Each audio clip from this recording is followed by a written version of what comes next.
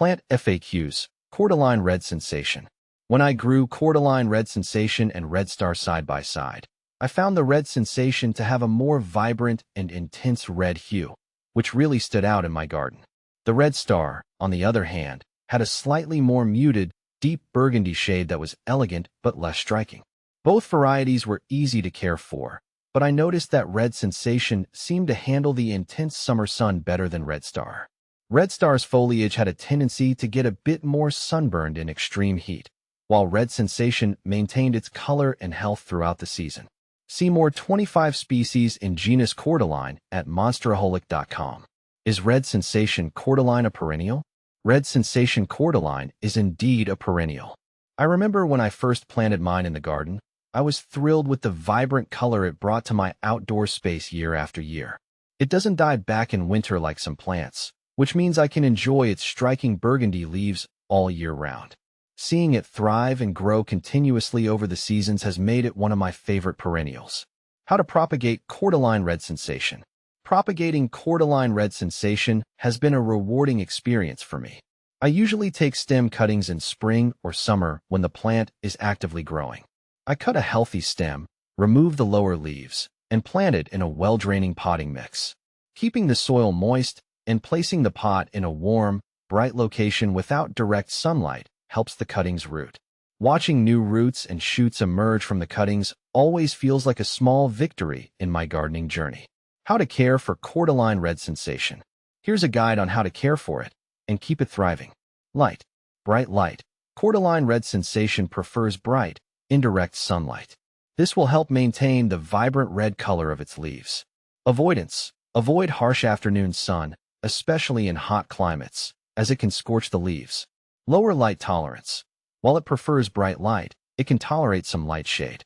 However, the leaves may lose some of their red coloration in lower light conditions. Watering. Moderate watering. Water your Cordyline Red Sensation when the top inch of soil feels dry to the touch. Avoid extremes. Avoid overwatering, which can lead to root rot. On the other hand, underwatering can cause the leaves to wilt and lose their vibrancy. Consistent moisture.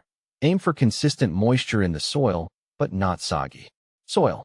Well-draining mix. Use a well-draining potting mix. A common recommendation is a general-purpose potting mix with added perlite or orchid bark for extra drainage. Drainage is key. Proper drainage is crucial to prevent root rot. Humidity. Average humidity. Cordyline Red Sensation does well in average household humidity levels. Optional increase. You can increase humidity around the plant using a pebble tray with water or a humidifier, especially during dry winter months. Temperature. Warm temperatures. These plants thrive in warm temperatures between 60 to 80 degrees Fahrenheit, 15 to 27 degrees Celsius. Frost protection.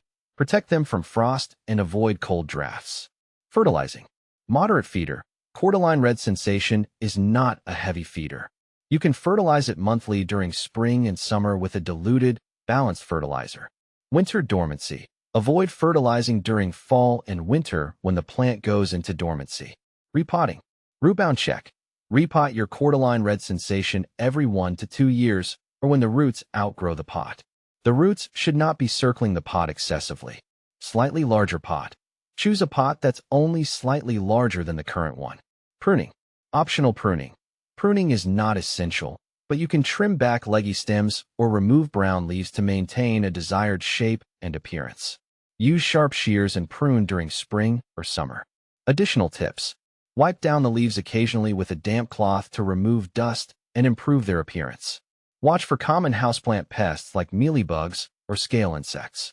You can treat them with insecticidal soap or neem oil if spotted. How to prune a Cordyline Red Sensation. Pruning my Cordyline Red Sensation is something I do to maintain its shape and encourage healthy growth. When I see any dead or damaged leaves, I remove them promptly. Sometimes, I also trim the top to encourage the plant to grow bushier rather than taller. It's a straightforward process, and using clean, sharp scissors or pruning shears makes it easier and healthier for the plant. Is the Red Sensation Cordyline an outdoor plant? Red Sensation Cordyline is definitely an outdoor plant in my experience. It's quite versatile and adds a tropical feel to my garden, patio, or even as a striking focal point in a larger outdoor planter. It handles different weather conditions well, though I do take some precautions to protect it from frost by covering it or bringing potted plants inside during particularly cold spells. Overall, it's a fantastic addition to my outdoor plant collection.